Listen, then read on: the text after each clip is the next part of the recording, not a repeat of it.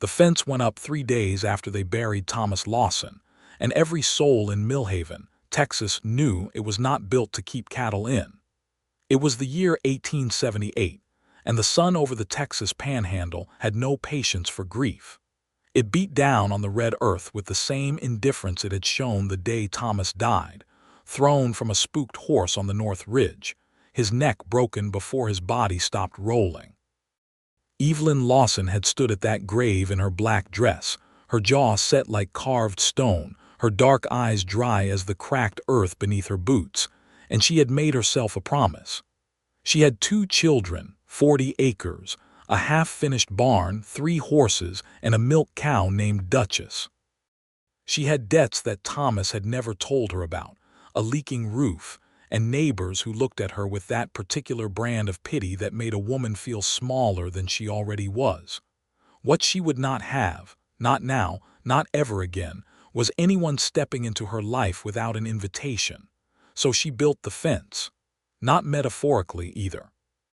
Evelyn Lawson went to the lumber yard in Millhaven, negotiated with the same steely composure that would one day become legend in the county, and she hauled cedar posts back to her property in the flatbed wagon herself. Her son, Daniel, who was 9 years old and serious-faced like his father had never been, helped her drive them into the ground. Her daughter, Me, who was 6 and already prone to offering opinions on everything, handed over the wire with the gravity of a surgeon. It took them 4 days. It was not a beautiful fence. The posts leaned a little, the wire was uneven in places, and there was a gate with a latch that stuck unless you knew to lift it at the same time you pushed. But it circled the entire property, every acre, every corner. And when the last post was driven and the last wire stretched, Evelyn stood back and looked at what they had made and felt something close to peace. The fence said, "This is mine." Every fence post was a declaration. Every strand of wire was a boundary. It said that Evelyn Lawson had lost her husband and nearly lost her mind, but she had not lost herself, and she was not going to. The trouble was that 40 acres and 2 children, and a leaking roof and debts she was still unraveling did not simply arrange themselves out of grief. The first winter after Thomas died was the hardest year of Evelyn's 28 years of living. She learned to shoe a horse badly, then adequately, then well. She learned to bargain with the feed store owner, a mean-spirited man named Garrett who seemed to take particular pleasure in reminding her that a woman alone had limited options. She sent letters to the bank in Amarillo, and she showed up in person when the letters did not accomplish what she needed. And she sat across from men in suits who looked at her the way men in suits looked at women who should have had the sense to depend on someone. And she smiled so precisely and spoke so carefully that she got what she came for without giving an inch she could not spare. She kept the farm. That was the only thing that mattered.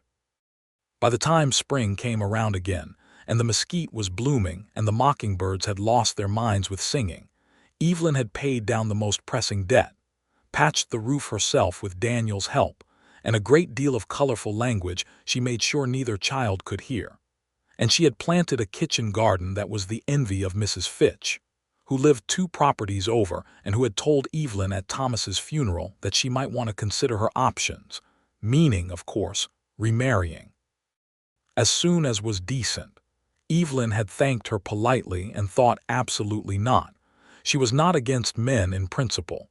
She was against the idea that she needed one to survive. She had already proven she did not. The fence was the proof. Every morning she looked at it and reminded herself of that, and every morning it helped. It was on a Thursday in late April of 1879, exactly 14 months after Thomas died, that Clark Barker rode up to her gate. He did not ride through it, which was the first unusual thing.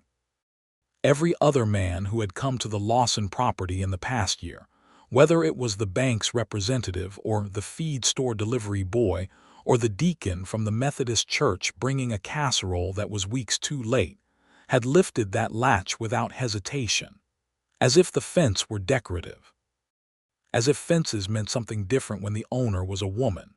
Clark Barker stopped his horse, a big gray roan named Sable that Evelyn would come to know well, at the gate and waited.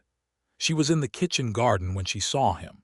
She straightened up slowly, trowel in hand, and studied him from a distance the way you studied anything on the horizon in Texas, with patience and a particular kind of alertness that was not quite suspicion but was not trust either. He was sitting easy in the saddle, which told her he had ridden a long time and still had enough left in him not to slump. He was tall, with a sunburned face and dark hair going a little shaggy at the back of his neck, and he was wearing the coat and boots of a working man, nothing fancy. He had his hat in his hand, which was also unusual, as if he were already introducing himself to the fence before he introduced himself to her. She walked toward him, not hurrying. "Can I help you?" she called while she was still 10 yards away. "Ma'am," he nodded, the hat still in his hand. "I'm looking for Evelyn Lawson." "I was told this was her property." "You were told right. I'm Evelyn Lawson." He looked at her steadily and she looked back, and neither of them blinked. His eyes were brown, the kind of brown that could look black in shade or amber in full sun, and there was something honest in them that she noted the way she noted everything, without committing to an opinion yet. "My name is Clark Barker," he said. "I've recently come from Abilene. I heard from the man at the feed store in town that you might be looking to hire on some help. I'm good with horses, decent with a hammer, and I can fix a fence post straighter than those ones at the south corner." Evelyn's jaw tightened slightly. "Those posts are mine. I drove them myself." "I know it," he said, and his tone was not apologetic exactly, but it was not condescending either. "I'm just saying I could be useful if you need it. I'm not assuming you do." She looked at him for a long moment. He did not fidget. He did not try to fill the silence with more words, which many men did when she looked at them that way, as if silence from a woman were a problem to be solved. He simply waited. "You'll sleep in the barn," she said finally. "That suits me fine. You'll take your meals outside or at the small table in the kitchen, not with me and my children." He nodded. "And you'll wait at the gate until I say you can come through it, every time." There was something that might have been a smile at the corner of his mouth, though he kept it restrained. "Yes, ma'am." "Every time. The pay is room and board and $1 a week. It's not generous. The work is harder than it looks. I've done hard work before. I imagine you have. Come through the gate, Mr. Barker. I'll show you the barn." He lifted the latch, and he did it the right way, lifting and pushing at the same time without her having to tell him, and Evelyn thought that was either very good luck or he had been watching carefully, and she was not sure which one concerned her less. The barn was better than she had made it sound. Evelyn had finished the south wall herself, and she was halfway through the roof, and Clark walked through it in silence, looking up at the framing with the practiced eye of someone who had built things before. He did not offer unsolicited opinions on what she had done wrong. He asked her what she needed finished and listened to her answer without interrupting. "The roof before anything else," she said. "If it rains heavy in May, which it will, I'll lose the hay I can't afford to lose. I'll start in the morning." "You'll start now," she said. "There are 2 hours of good light left." He looked at her, and that corner of his mouth moved again. "Yes, ma'am." She left him to it and went back to the kitchen and stood at the window for a moment, watching him climb up to the roof with the kind of efficiency that came from long habit. She had hired 2 men before, both of them brief and unsatisfying experiments. One had wanted to tell her how to run her own farm. The other had looked at her with a different kind of intention that she had recognized quickly and ended before it became a problem. Clark Barker had done neither of those things. Not yet. She turned back to the stove and did not let herself think any further than that. Daniel had opinions about Clark Barker from the first day, which meant he watched him from a careful distance and said almost nothing, which was the highest form of approval Daniel offered. Me had no such restraint. By the second morning, she had already asked Clark 14 questions, including where he had come from, whether he preferred horses or dogs, what his favorite meal was, and whether he thought stars were holes in the sky or actual fires, which was a question she had been saving up. "Actual fires," Clark told her, crouching down to be at her height, which Evelyn noticed from the kitchen window with the particular attention she was beginning to apply to everything Clark Barker did.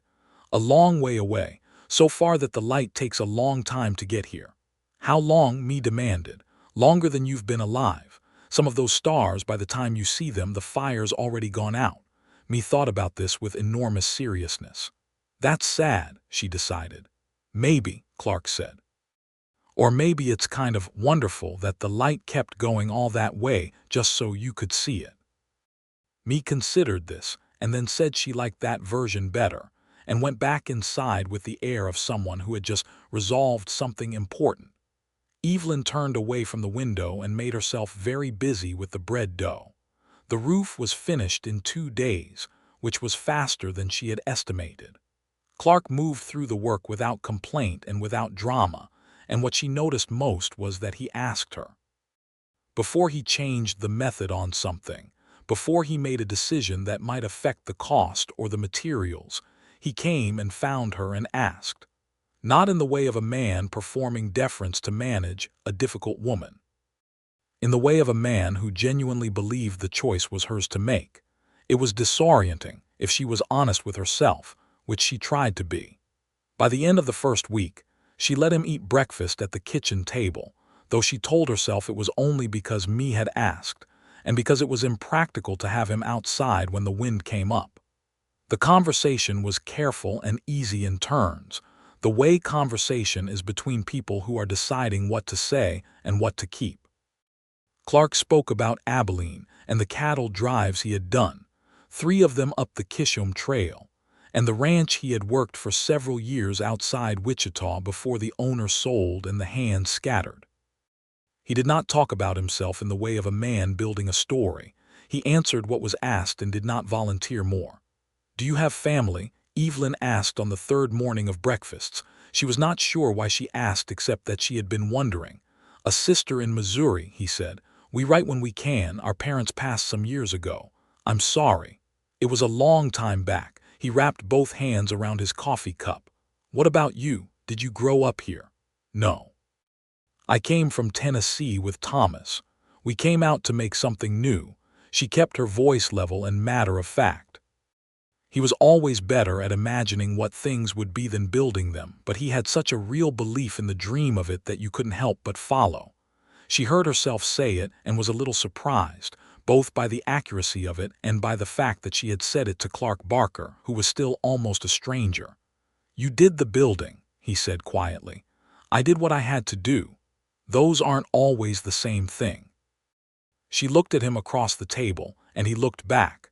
And there was a moment of something real between them that Evelyn had not intended and was not ready for. And she stood up and cleared the plates and was very businesslike about the rest of the morning.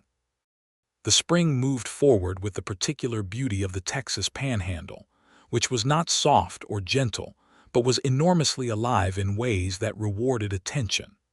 The wildflowers came up through the red earth in defiant color, orange and yellow and purple, and the sky went enormous and clear blue and made you feel both very small and somehow expanded. Evelyn worked her property and Clark worked beside her, and they developed the rhythm of people who share space well, which is its own kind of intimacy even when neither person intends it. She taught him the specific temperament of each of her horses, because while he was skilled with horses in general, he did not know hers yet, and knowing a horse specifically mattered. He listened with absolute attention, the way people listened when they understood that what they were being told was important to the person telling it. Duchess, she said one afternoon, pausing beside the corral where the milk cow stood watching them with her enormous brown eyes, is not technically a horse. I noticed, Clark said. She doesn't like men. Thomas never could get near her without her stepping on his foot. Clark looked at Duchess, and Duchess looked at Clark. He extended his hand slowly, palm up, and waited. Duchess stepped toward him, sniffed, did not step on his foot. Said Evelyn. Animals know things, Clark said. What things? He looked at her. Whether you're going to hurt them or not, I think. Evelyn scratched Duchess between the ears and said nothing, and Duchess leaned into her hand with a pleasure that was absolute and uncomplicated, the way affection was when you did not have to protect yourself from it. The trouble started in June, and it came in the form of a man named Roy Haynes, which was a name Evelyn had hoped not to hear again. Roy Haynes had been one of Thomas's creditors, a cattle broker and occasional moneylender who operated out of Amarillo with the particular cheerfulness of a man who knew he was owed and could afford to wait. Evelyn had paid him $420 over the course of the previous year, which was the full amount of the note Thomas had signed, and she had a receipt with his signature on it that she kept folded inside her Bible. She had thought that was the end of it. Roy Haynes rode up to her gate one Tuesday morning in June with two other men, and a smile that Evelyn did not like at all. She had seen him coming and she was already on the porch when he arrived, which she had done deliberately because she had learned that position mattered. Being on the porch meant she was higher than a man on horseback, which was one of the few advantages geography could give a woman in a conversation she had not chosen. "Mrs. Lawson," Haynes said, "you're looking well." "Mr. Haynes." She kept her hands folded in front of her. "We settled our debt last November. I have the receipt." Now that's not a very welcoming way to start a conversation. "I find it's efficient," she said. Haynes leaned on his saddle horn with the ease of a man performing confidence. His two companions, both of them the kind of large and quiet that was meant to be noticed, stayed just behind him. "I've been talking with the bank in Amarillo," he said, "about the original purchase note on this property. Turns out there was a second arrangement your husband made back in '75 that wasn't part of the note you paid off." "That's not possible," Evelyn said. "I have all of Thomas's papers." "All the papers you knew about," Haynes said pleasantly. She felt the ground shift under her feet the way it had when they told her Thomas was dead. That sudden violent reconfiguration of everything solid, and she gripped it with both mental hands and did not let it show. "Any arrangement would need to be documented. You'll bring the documentation to the bank in Millhaven and we'll have it examined by someone who understands these matters." "Or," Haynes said, and his smile did not change but something behind it did, "you could simply see reason about what would be a fair resolution. A woman alone managing all this." He gestured at the property. "There are simpler solutions." "There is nothing simpler than the law," Evelyn said. "Good morning, Mr. Haynes." He held her gaze for a moment and then he glanced past her, and she knew without turning that Clark had come out of the barn. She did not turn. She kept her eyes on Haynes. "Ma'am," Clark said from behind her, easy and quiet. He had not come up onto the porch. He had simply positioned himself in the yard, visible. Haynes looked at Clark and then back at Evelyn and his smile thinned. "We'll talk again," he said. "Only at the bank," she said. They rode off. Evelyn waited until they were through the gate and down the road before she let herself breathe properly. She sat down on the porch step because her legs had made the decision without consulting her. Clark came and leaned against the porch post. He did not crowd her. He did not ask if she was all right in the way that assumed she was not. He simply waited. "I need to get to Amarillo," she said. "I need to find out if there is any truth to what he said, and if there is, I need to understand what I'm dealing with. I'll watch the children and the place." "I was going to ask Mrs. Fitch for the children." "That makes sense. I'll watch the place." She looked up at him. "You don't know what you're agreeing to watch over." "I know it's yours," he said simply. She held his gaze for a moment too long and then looked away. "I'll leave day after tomorrow. I should be back in 4 days. The north pasture fence has a weak spot. I'll fix it while you're gone." She nodded. "Thank you, Clark." It was the first time she had used his given name. He noticed, she could tell, by the small pause before he answered. "Yes, ma'am." The trip to Amarillo was exhausting and enlightening. Evelyn spent 2 days in the records office of the bank and the county courthouse, reading documents with the focused attention of someone who had learned that the words in a document were either weapons or shields depending on who had written them and why.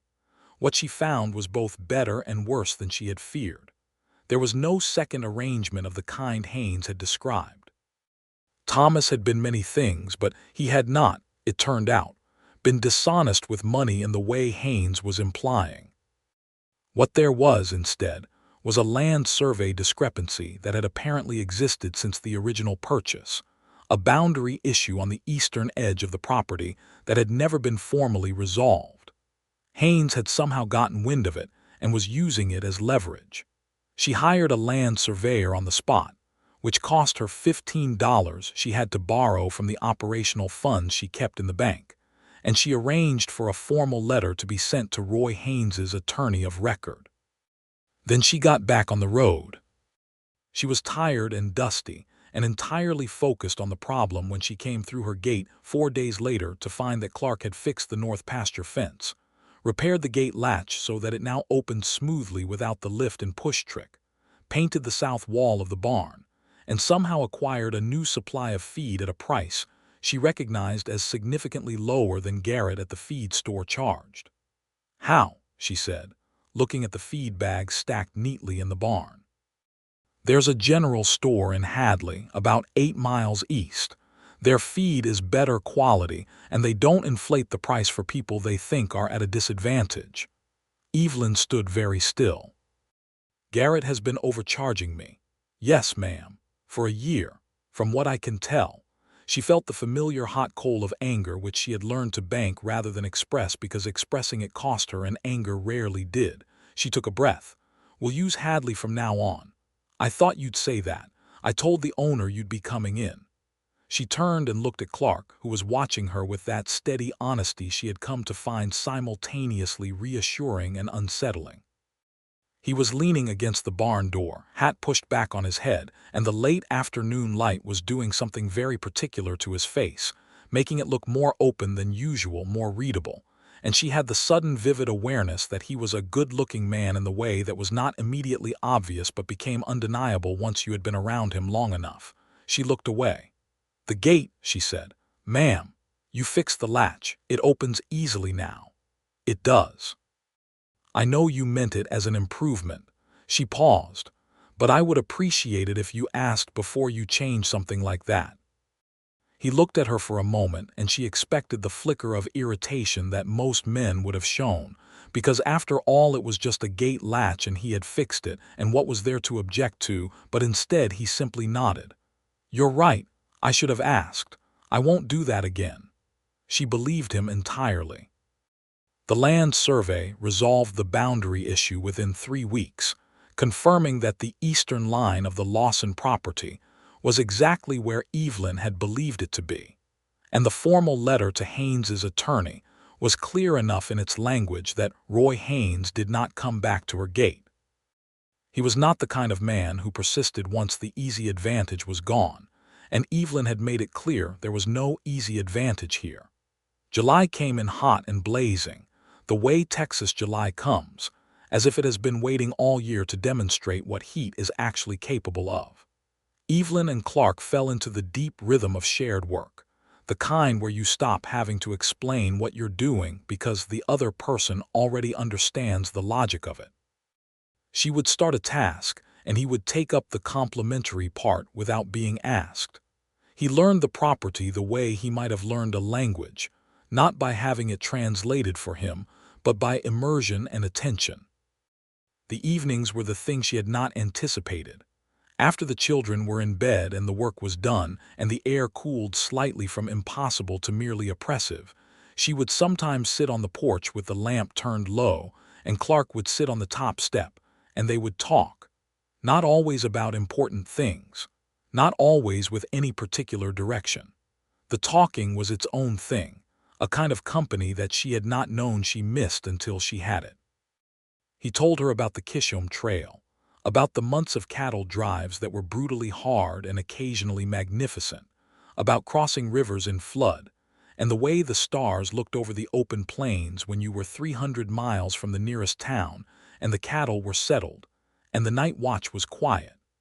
He had a way of describing things that was economical but precise, so that you could see what he was describing, and Evelyn found herself listening in a way she had not listened in years.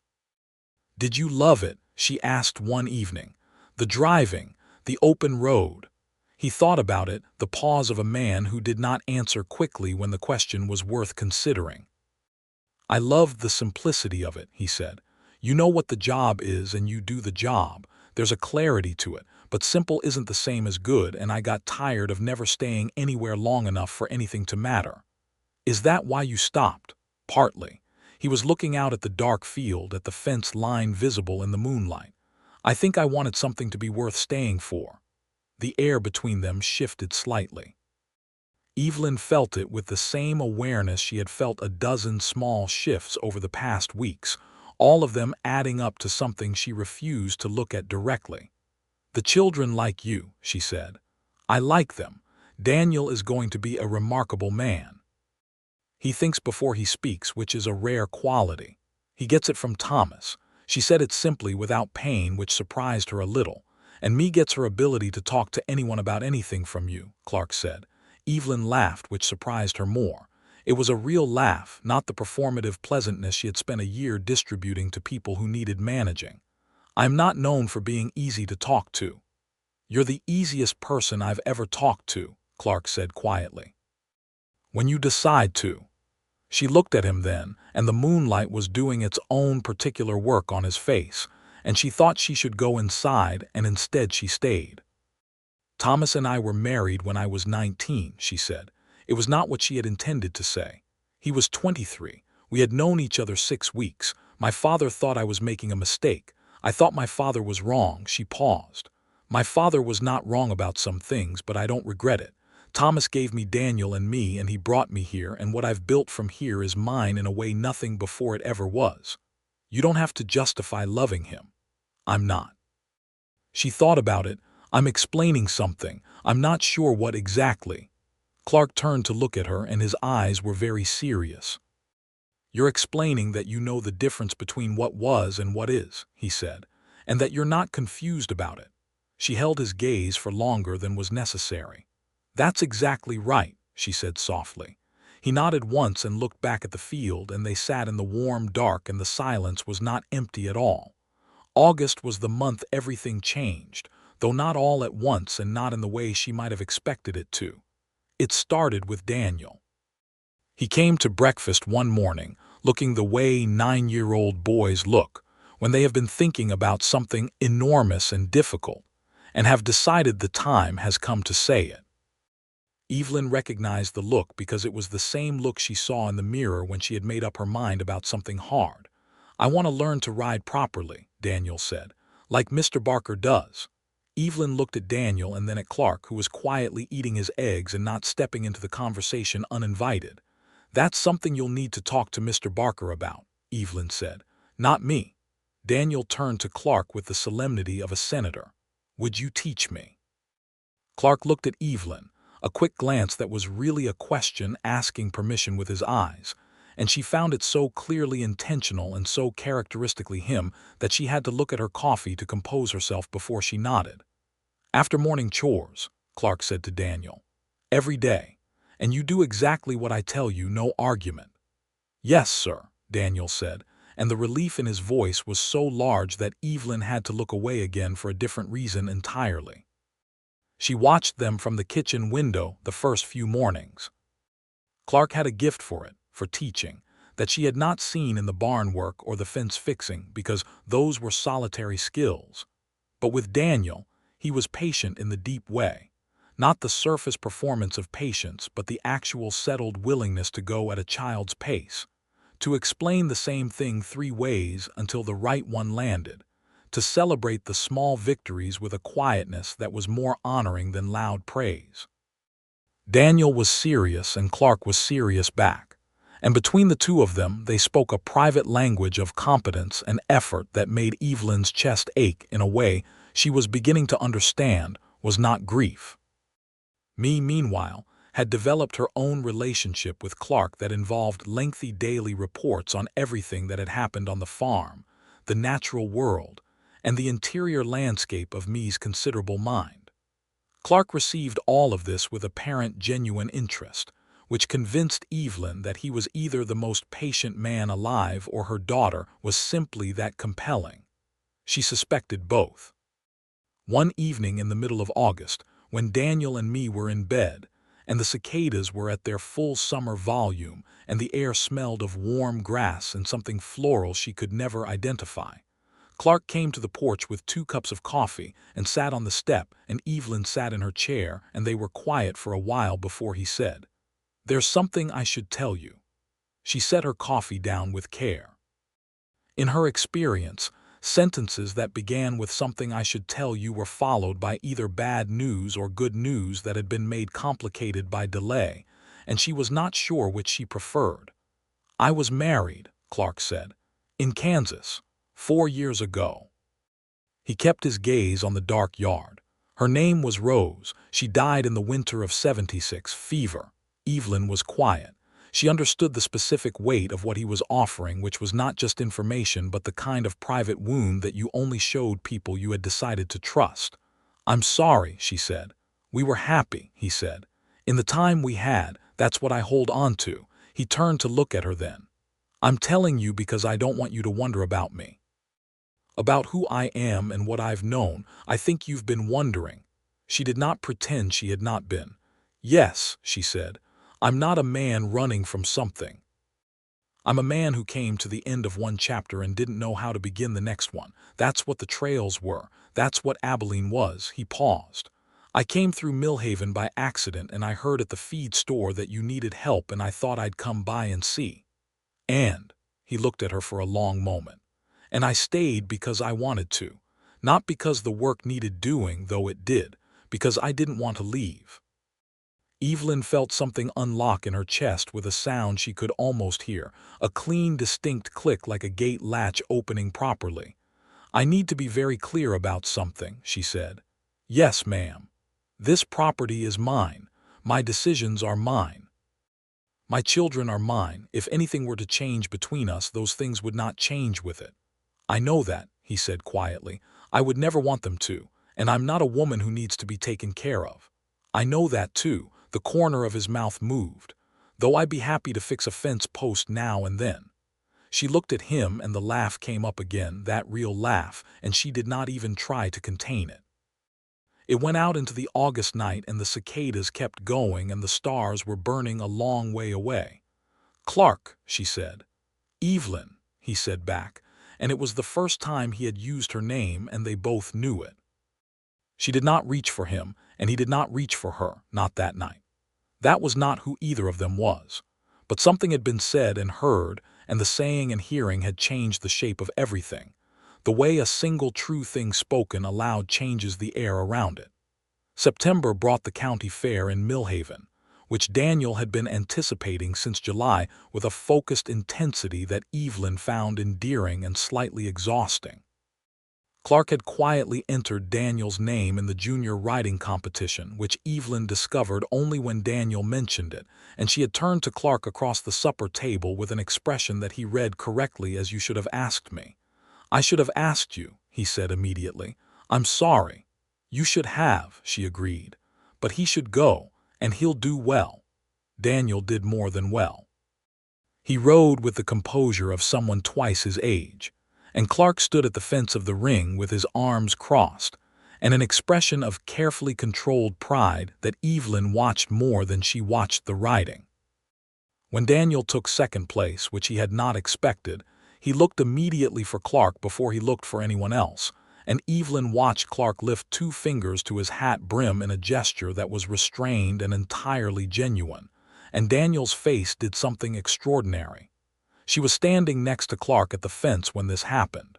She did not say anything. Neither did he. But her shoulder was touching his arm, a small and ordinary proximity that was not accidental, and he did not move away. Me won first prize in the pie baking contest with Evelyn's blackberry pie, the recipe for which she had memorized by age 4 and considered her personal intellectual property, and she accepted her blue ribbon with the seriousness of someone being awarded a military honor. Clark presented her with a small paper of lemon drops he had bought from the confectionery stall, and me received them as if they were tribute. Mrs. Fitch found Evelyn at the apple butter stall and looked at Clark with transparent assessment. "Your hired man," she said.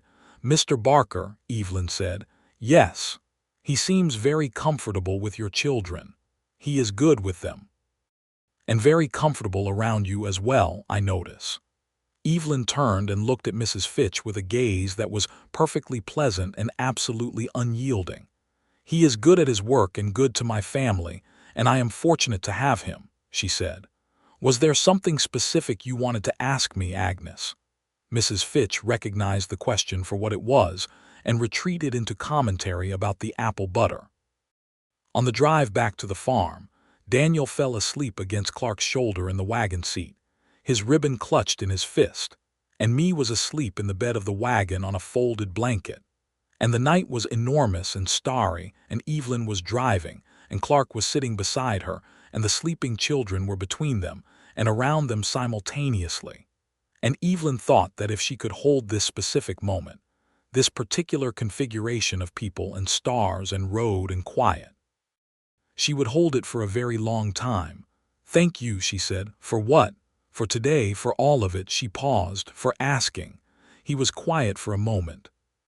"I know what it cost you letting someone in," he said. "I know what it was to build that fence." She looked at the road ahead. "Do you?" "I built one too," he said. "Mine was just less visible." She understood exactly what he meant, and she reached over and put her hand briefly over his where it rested on his knee, just for a moment, just a touch that said, "I know and I see you and it matters." And then she had both hands back on the reins and they drove home through the dark. October came and the air changed. The first cool edge of fall cutting through the Texas heat, with the relief of something you had forgotten you were waiting for. The harvest was good, better than Evelyn had budgeted for, and she sat at the kitchen table one evening with the account spread before her and did the arithmetic 3 times because she did not quite believe the result. The debt was gone, not reduced, not managed. Gone. Every last dollar Thomas had owed, every obligation, every note settled. The farm was hers without qualification, without remainder, without anyone having a claim on any part of it. She sat very still for a moment, and then she put her face in her hands and she cried, which she had not done at the grave and had not done in the dark of any of the 400 nights since Thomas died. And the crying was not grief exactly, but the release of a year and more of iron control, and it lasted about 4 minutes and then it was over. She looked up and Clark was in the doorway. He had come in to refill his water cup and stopped. "The debt is paid," she said, which was not the explanation he might have needed but was the only explanation she had. He looked at her face, which was not elegant in the aftermath of unexpected tears. "All of it, all of it." He came and sat down across the table from her and looked at the figures she had spread out and then at her. "You did that," he said. "The farm did that. You built the farm." She shook her head. "I kept the farm. Thomas started it and I kept it. Keeping something that was broken and making it whole again is building," he said firmly, and his voice had a conviction in it that was not an argument but a declaration, and Evelyn felt it land somewhere near the center of her and stay there. She looked at him across the numbers and the lamp light and the residue of the tears she was not embarrassed about. "I want to ask you something," she said. "And I want you to answer it honestly, not kindly. All right. Are you still here because the work needs doing?" He met her eyes without blinking. "No," he said. "I'm here because you are the most extraordinary person I have encountered in my life, and because whatever is happening between us is the most real thing I have felt since Rose died, and because every morning when I come through that gate I am grateful that you opened it." She held his gaze for a very long time. The lamp flickered once and settled. "Clark," she said, "yes. Will you stay?" It was the simplest question she had ever asked and the largest, and she asked it with her chin level and her eyes clear and her hands flat on the table, and he reached across and put both of his hands over hers and said, "Yes, Evelyn, yes." They did not rush what came after. They were both people who had known loss, and they both understood that what was real did not need to be proved by haste. He stayed in the barn through October and into November, and they talked every evening and worked every day, and the courtship was conducted in the language they had already built between them, which was the language of shared labor and honest conversation and a particular quality of attention that is more intimate than most embraces. He kissed her for the first time in November, on a Thursday afternoon when the first real frost had silvered the grass and they were repairing the fence, which had taken some damage in a windstorm, and she handed him a post-pounder, and their hands met on the handle and neither of them moved away, and then he looked at her and said, "May I?" "Yes," she said. It was brief and gentle and entirely serious, and when it was over they both stood in the cold air looking at each other.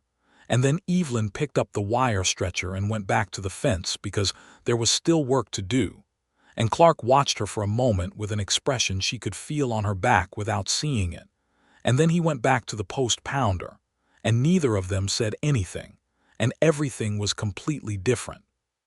She told Daniel and me in December, carefully and honestly, that she and Mr. Barker had feelings for each other and that she wanted to know what they thought. Me said she had known since August and had been waiting for them to catch up. Daniel was quiet for a long time, which was how Daniel processed everything, and then he said, "Does he make you happy?" "He does," Evelyn said. Daniel thought about this with the gravity of a 40-year-old man. "Then it's all right," he said, "but he should still call you ma'am." Clark, when she reported this conversation, laughed a genuine and unguarded laugh that Evelyn decided was the best sound she had heard in years, possibly ever, and she told him so, which made him laugh again. They were married in February of 1880, on a cold, bright day when the air was clean as glass, and the sky was the particular deep blue that comes only in winter in Texas, when all the heat is gone and the light is sharp and precise. The ceremony was at the Methodist Church in Millhaven, and it was small because Evelyn had no interest in being watched by people who had doubted her. The minister was a kind man named Reverend Combs, who had brought her firewood that first winter without being asked, and without making it a favor to be repaid. Mrs. Fitch was there, which Evelyn had allowed because Mrs.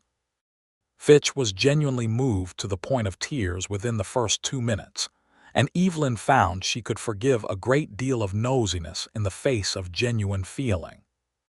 Daniel stood beside Clark in his good shirt, which was slightly too short in the sleeves because he had grown 2 inches in the fall, and me wore her blue dress, and held the small posy of winter-blooming flowers that Clark had found somewhere and presented to her that morning with formal ceremony. And the whole small configuration of people stood in the cold church, and Evelyn Lawson put her hand in Clark Barker's hand, and said the words she had said once before, and meant in a different way now, and felt them land differently, with the weight of a woman who knew exactly what she was choosing. Clark's vows were not the standard words. He had clearly thought about them. "I promise to ask before I step over any line you draw," he said, his voice even and his eyes on hers with that complete honesty she had come to depend on. "I promise to treat what is yours as yours. I promise to stand beside you in everything and behind you when that's what you need, and in front of you only when you ask me to. And I promise that as long as I live, I will be grateful every day that you opened that gate." There was silence in the church, the good kind. Reverend Combs had to clear his throat twice before he could continue. They went home that evening, the 4 of them in the wagon in the cold winter dark, and it was the same road and the same stars and the same children, and everything was the same and entirely different. And Evelyn sat with her shoulder against Clark's shoulder and his arm around her, and thought that what she had built was not the life she had planned but was richer than anything she could have planned, because it had been built not from what she had hoped for, but from what she had survived and chosen and made.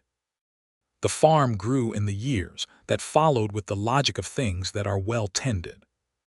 Clark had a gift for understanding land, the way some people have a gift for understanding people, an instinct for what was needed and when, and together he and Evelyn expanded the operation carefully, never faster than they could manage, never on credit they could not cover.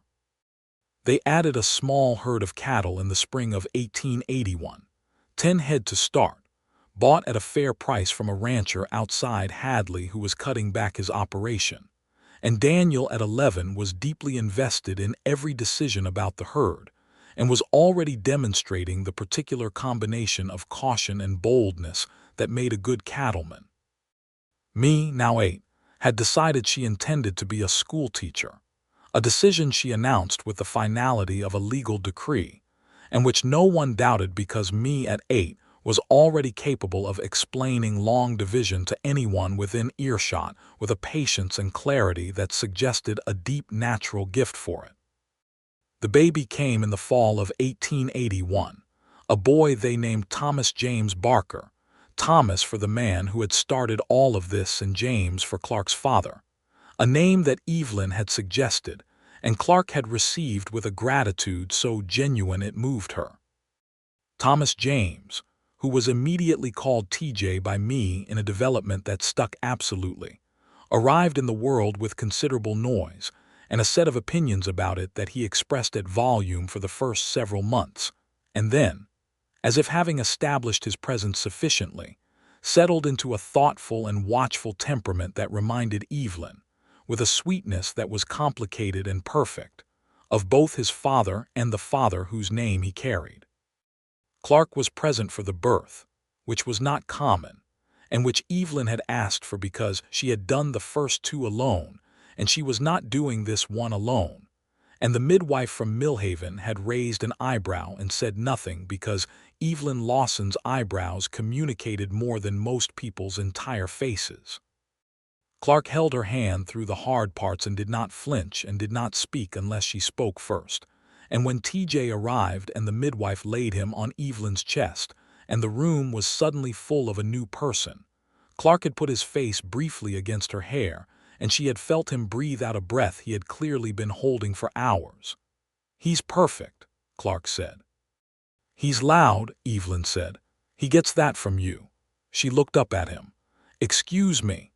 But she was laughing, which she had not expected to do immediately after labor, and the midwife was laughing, and Clark was kissing her temple and holding her hand, and TJ was objecting to all of it at the top of his lungs.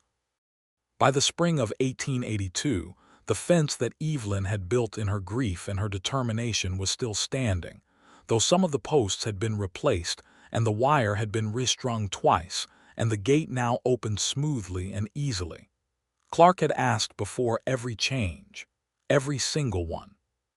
She had teased him about it occasionally, asked whether he truly needed to ask about replacing a rusted nail, and he had said yes, actually, because it was hers to decide and not his assumption to make, and she had kissed him for it, which was a satisfying way to end that particular discussion. The farm had 47 acres now, having acquired the 7 adjacent acres from a neighbor who was leaving Texas for California, a purchase they had made together with full agreement and considerable conversation, and the deep satisfaction of two people who had built something and knew how to keep building it.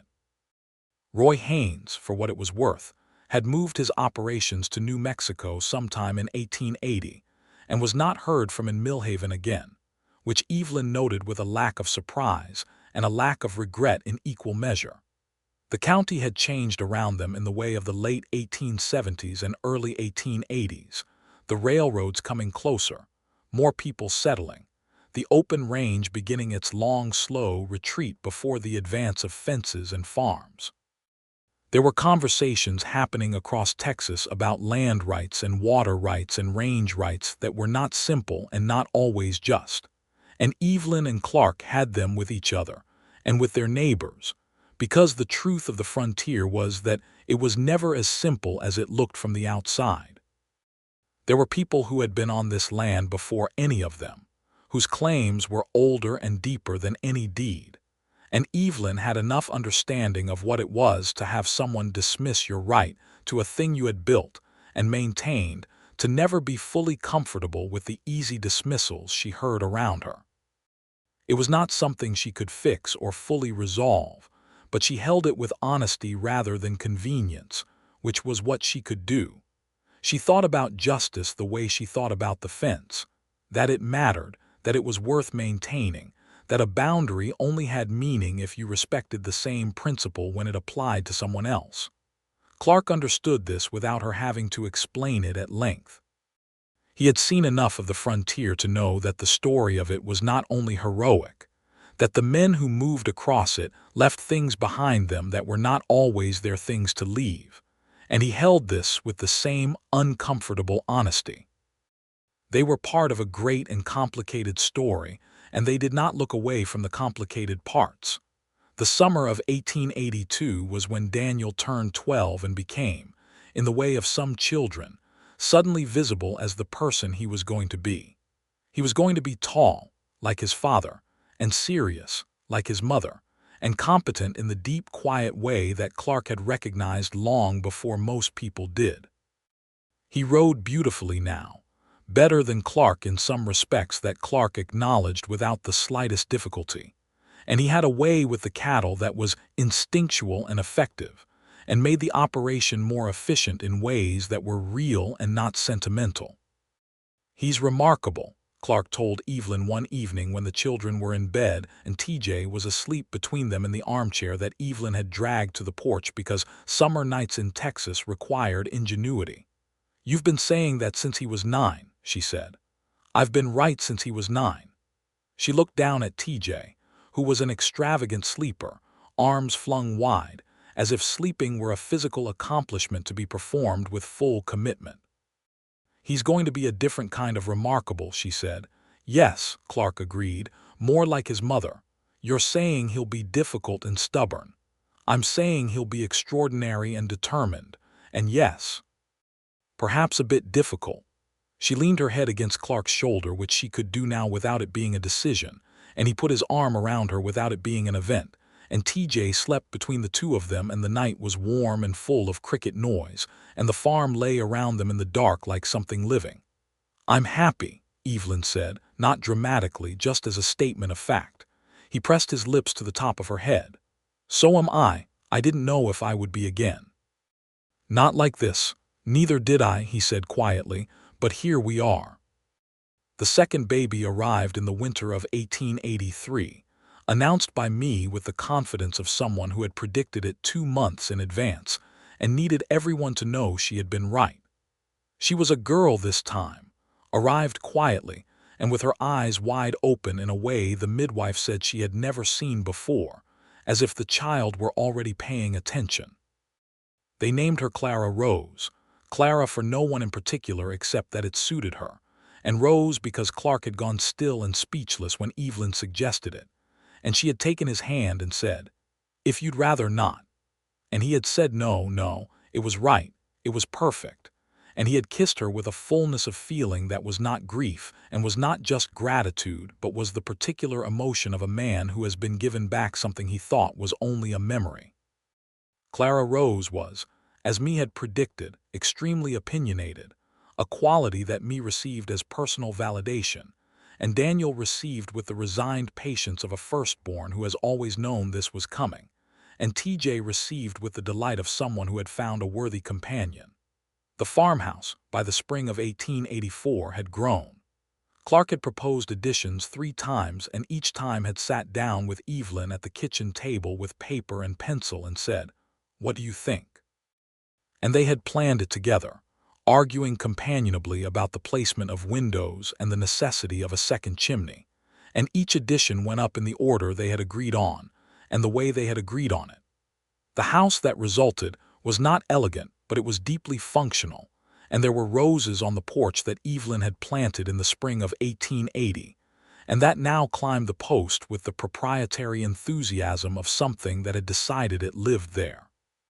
It was the fence that she noticed most, on the morning of their 5th anniversary, which was February of 1885.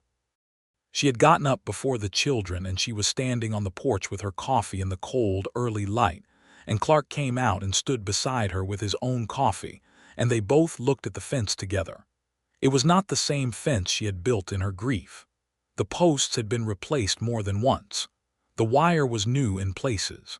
The gate had been restrung and the latch had been improved, though always after asking.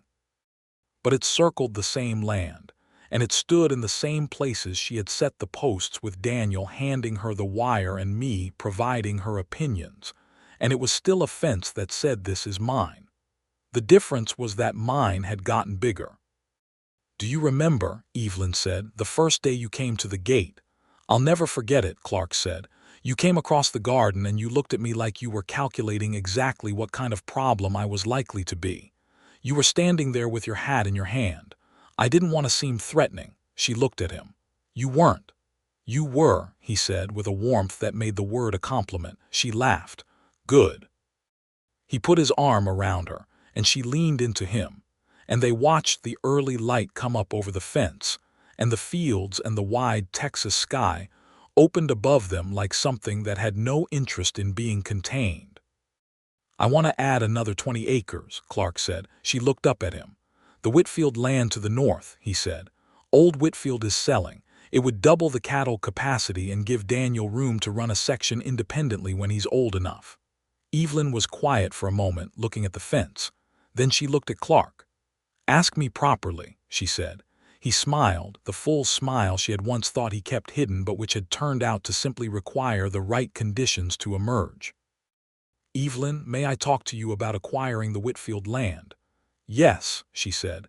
"Come inside and we'll look at the numbers." He held the door for her and followed her in, and the house was warm and smelled of wood smoke and coffee, and the specific smell of children sleeping that was its own irreducible comfort.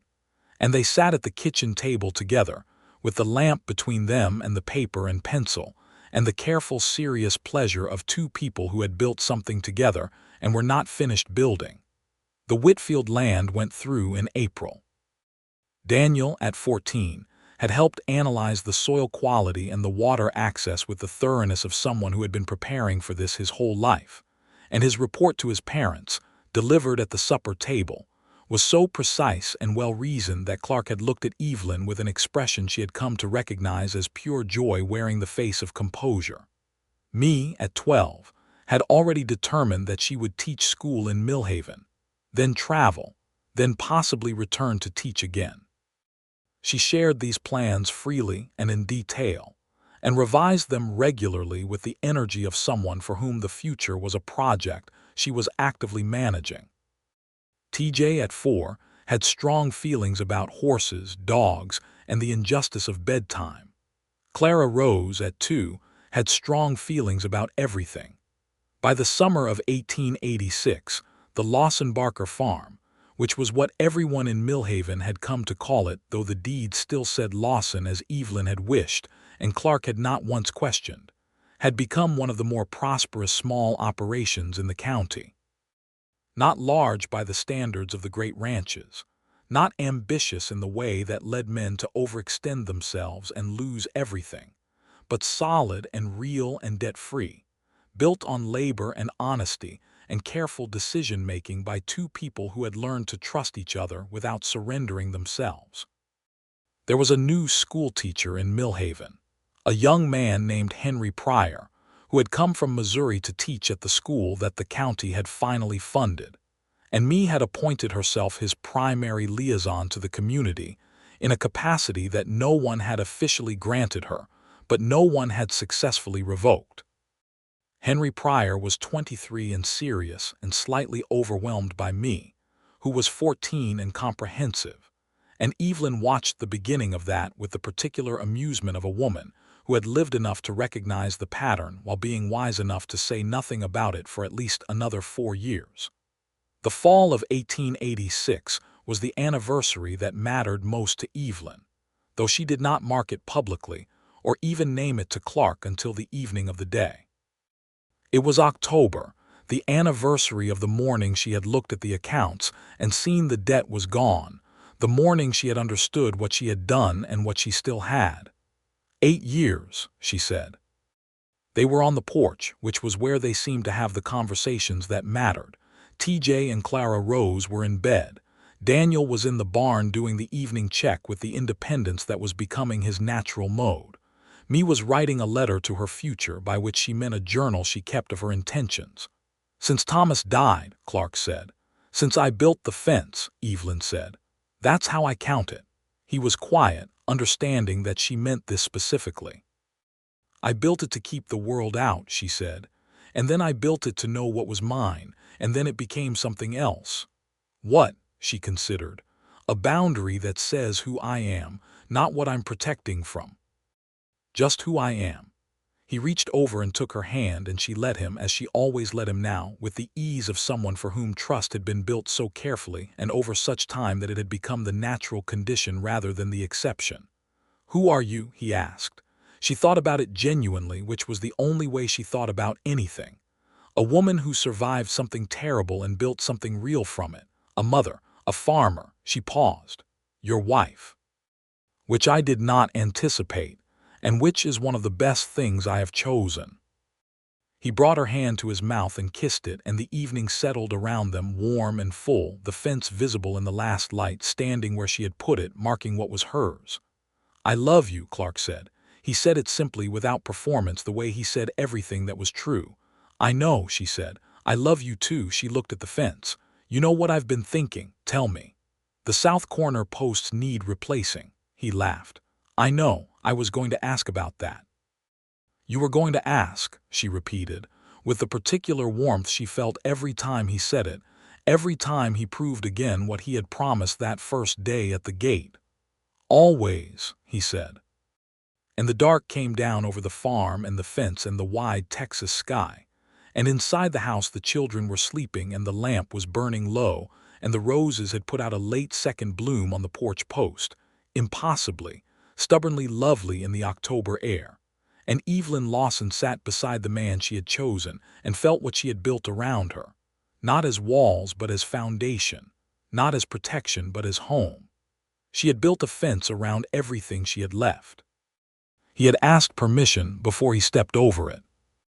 And what they had made together, in the years since that first morning at the gate, was larger than the fence and more permanent than the land and more real than anything she had imagined building when she was a young woman following a dreamer west, because she had built it herself, with her own hands and her own choices, and it would stand long after both of them had returned to the red Texas earth.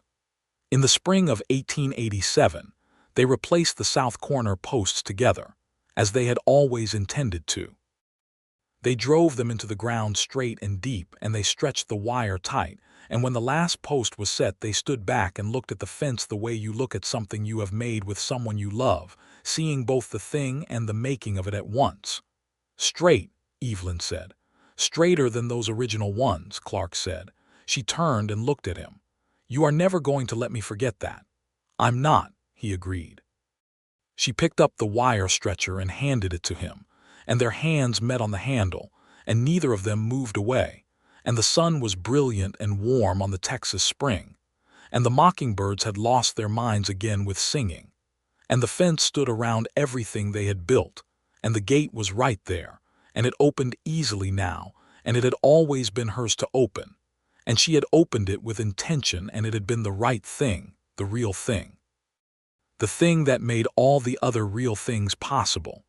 Daniel, at 17, was already running the northern section with the authority and competence of someone born to it.